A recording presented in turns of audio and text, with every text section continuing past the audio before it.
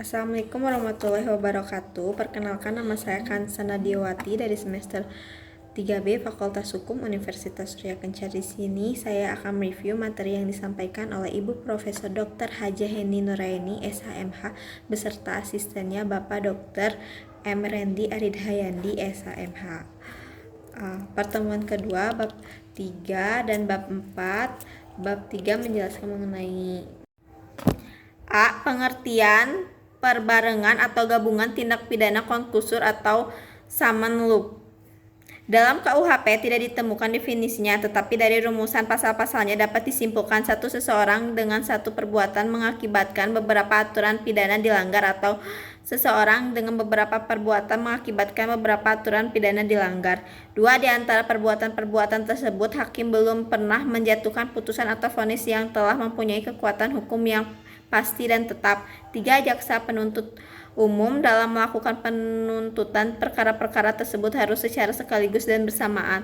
Di antara ketiga pengertian tersebut, yang paling penting adalah yang nomor 1 karena menyangkut perbuatan.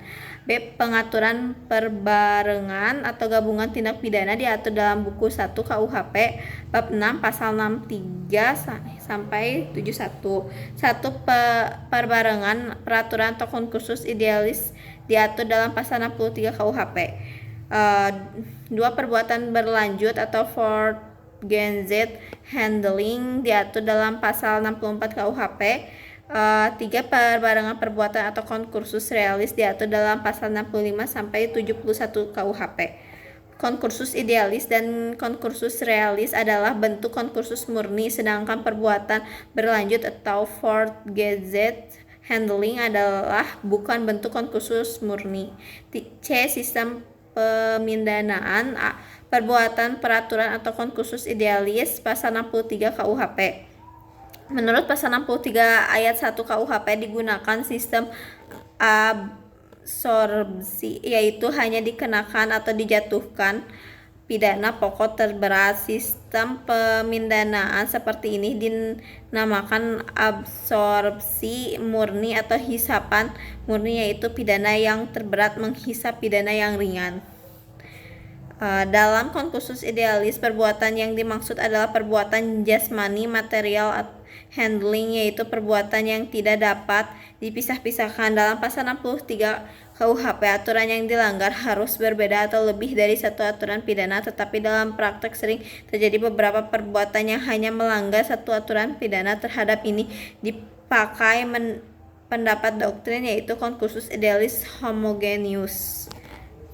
B. Perbuatan berlanjut atau fortgenset handling. Menurut pasal 64 ayat 1 berlaku sistem absorpsi, yaitu hanya dikenakan satu aturan pidana dan jika berbeda-beda dikenakan ketentuan yang memuat ancaman hukuman pidana pokok yang terberat. Pasal 64 ayat 2 merupakan aturan khusus dalam pemalsuan dan perusakan mata uang. Pasal 64 ayat 3 merupakan ketentuan khusus dalam hal kejahatan-kejahatan ringan yang merupakan perbuatan berlanjut. Menurut MVT, syarat perbuatan berlanjut adalah ada niat yang merupakan perbuatan yang terlarang. 2. Di antara perbuatan-perbuatan tersebut dilakukan tindak terlalu lama.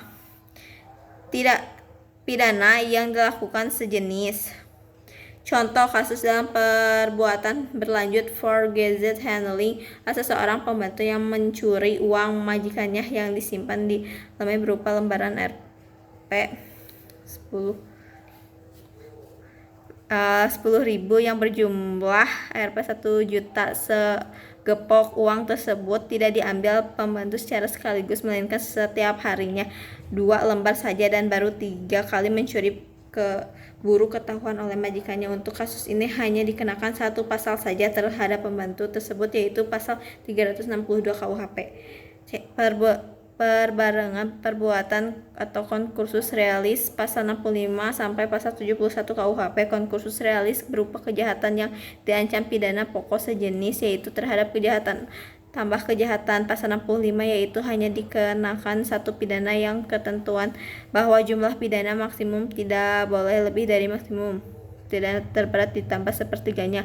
Absorpsi yang dipertajam atau diperberat. Contoh A. Melakukan 3 jenis kejahatan yang diancam pidana masing-masing 4 tahun, 5 tahun, dan 9 tahun. Terhadap hal ini pidananya adalah 9 tahun tambah 1/3 kali 9 sama dengan 12 tahun. A. Melakukan 2 kejahatan yang diancam 1 tahun dan 9 tahun. Dalam hal ini pidana yang dikenakan adalah 10 tahun bukan 9 tahun tambah 1/3 kali 9 sama dengan 12 tahun karena melebihi jumlah maksimum pidana untuk masing-masing kejahatan. Konkursus realis yang berupa kejahatan yang diancam pidana pokok tidak sejenis yaitu berupa kejahatan tambah pelanggaran.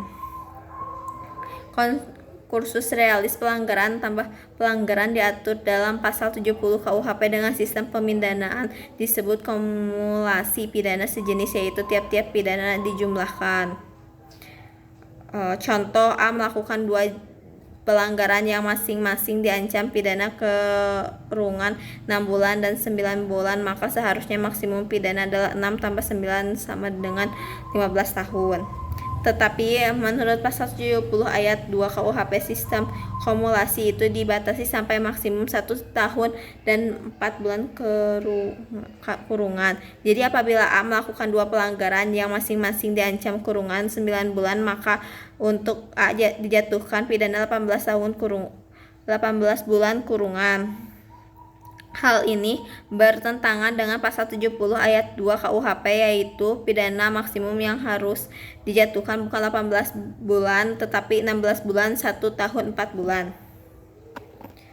Untuk konkursus realis baik yang berupa kejahatan ataupun pelanggaran yang diadili pada saat yang berlainan berlaku pasal 71 ayat KUHP.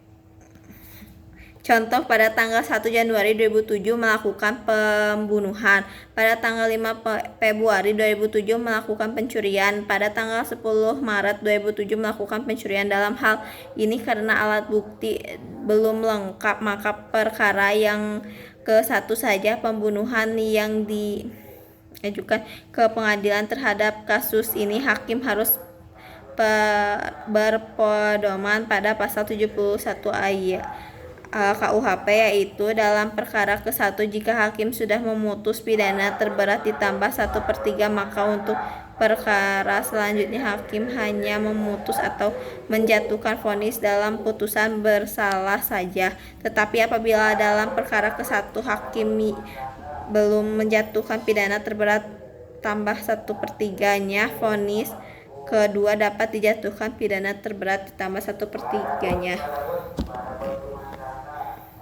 Pasal 71 KUHP berhubungan dengan pengertian berbarengan yaitu rumusan ketiga. Oleh karena itu jaksa atau penuntut umum harus melakukan penuntutan secara bersamaan dan sekaligus, tetapi dalam praktek jaksa tidak selalu mengajukan perkara secara sekaligus dikarenakan alat bukti yang kurang lengkap. Atas dasar itu maka konkursus berbicara tentang A. Pemindanaan dalam tindak pidana, B. Sistem pemindanaan yang meringankan namun menurut sistematika KUHP memberatkan. Bab 4 menjelaskan mengenai pengulangan tindak pidana atau residif. Pengertian residif: seseorang yang melakukan tindak pidana dan telah dijatuhi hukuman pidana dengan suatu putusan atau vonis dari hakim yang telah mempunyai kekuatan hukum, tetapi encouragement kemudian melakukan lagi suatu tindak pidana. Jadi hampir sama dengan konkursus realis, yaitu melakukan lebih dari satu tindak pidana. Perbuatannya adalah dalam residif telah ada putusan atau vonis hakim yang mempunyai kekuatan hukum yang tetap yang berupa pemindahan terhadap tindak pidana sebelumnya, sedangkan dalam konkursus belum ada putusan vonis dan hakim. Residiv adalah alasan untuk pemberatan pidana. B. Pembagian pengulangan atau residiv. 1. Residiv umum, algemen, self-residiv.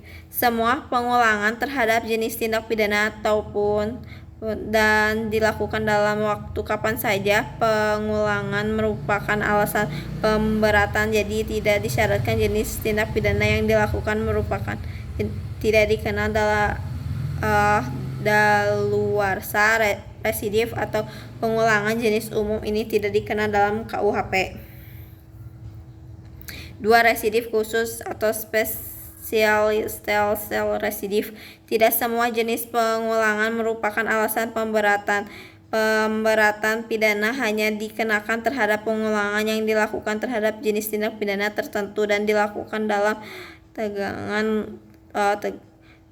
waktu tertentu. Jenis residif inilah yang dikenal KUHP. Residif menurut KUHP, pengulangan atau residif tidak diatur secara umum dalam buku 1 KUHP tentang ketentuan umum, tetapi secara khusus untuk tindak pidana tertentu diatur dalam buku 3 KUHP. Residif untuk tindak pidana dapat berlaku untuk kejahatan maupun untuk pelanggaran, yaitu 1. Residif kejahatan. Dengan dianutnya residif khusus, maka residif kejahatan menurut KUHP adalah kejahatan-kejahatan tertentu yang dibedakan dalam 1. Residif kejahatan-kejahatan tertentu sejenis diatur secara tersebar dalam buku 2 KUHP, yaitu dalam pasal 137 ayat 2, 144 ayat 2, 155 ayat 2, 157 ayat 2, 161 ayat 2, 163 ayat 2, 208 ayat 2, 216 ayat 3, 303 bis ayat 2, 361 ayat 2, dan 393 ayat 2. Dalam residif kejahatan sejenis hanya ada 11 jenis kejahatan yang merupakan alasan pemberatan pidana. Syarat-syarat residif adalah 1. Kejahatan yang diulang harus sama atau sejenis dengan kejahatan terdahulu.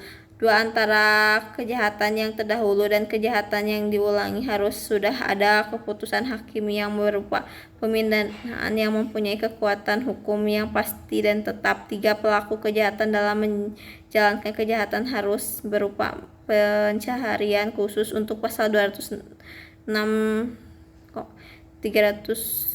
bis dan 363. Syarat itu tidak ada. 4. Pengulangan dilakukan dalam tenggang waktu tertentu yang disebutkan untuk pasal-pasal 2 tahun sejak adanya keputusan hakim yang pasti atau tetap. Pasal 137, 144, 208, 216, 303 bis dan 321 KUHP. 5 tahun sejak adanya keputusan hakim yang pasti atau tetap. Pasal 155, 157, 161, 163 dan 363 KUHP. Tidak mungkin ada residif apabila keputusan hakim tidak berupa pemindahan, melainkan pembebasan dari segala tuntutan dan pelepasan dan segala tuntutan enslavement or following. Keputusan atau vonis hakim masih dapat berubah dengan adanya upaya-upaya hukum yang berlaku, banding dan kasasi. Keputusan hakim yang berupa penetapan, misalnya keputusan yang menyatakan bahwa tidak berwenang hakim untuk memeriksa perkara tersebut. Keputusan tentang tidak diterimanya tuntutan jaksa karena terdakwa tidak melakukan kesalahan. Tidak diterima perkara karena penuntutan sudah daluarsa. Residif di luar KUHP. 1. Residif kejahatan terdapat dalam beberapa tindak pidana khusus seperti narkotika dan yang lain-lain. Untuk pengulangan, yaitu umumnya mendapat pemberatan apabila sanksi pidananya berupa pidana penjara, maka pemberatan ditambah sepertiganya. B. Untuk sanksi pidananya yang berupa denda, maka pemberatannya dikali 2. Residif pelanggaran di luar KUHP terdapat dalam Undang-Undang Nomor 14 Tahun 1992 dan yang lain-lainnya dengan ketentuan pemberatan, yaitu tenggang waktu pengulangan beragam, yaitu ada yang 1 tahun dan ada yang 2 tahun. B. Untuk pemberatan dan ada yang ditambah separuh, sepertiga, dan ada yang dilipat gandakan menjadi 2.